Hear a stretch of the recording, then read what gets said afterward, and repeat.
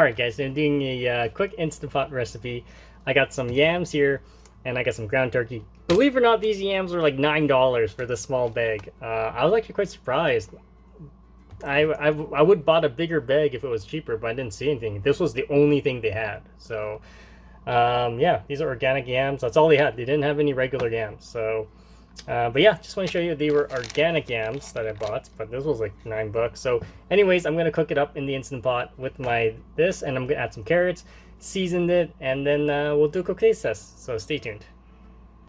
Okay, as you can see, it's all ready. It's seasoned with oregano. I put some Himalayan salt in there, and we're gonna cook it up in the Instant Pot. I'll probably gonna put it on the rice mode, and we'll go from there. It should all cook it up pretty quick. So I'll be back, guys.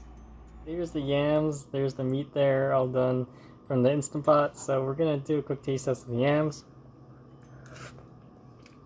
Oh, the yams are really sweet. Oh, that's pretty good. Alright guys, if you have any questions, comments, please subscribe to the channel.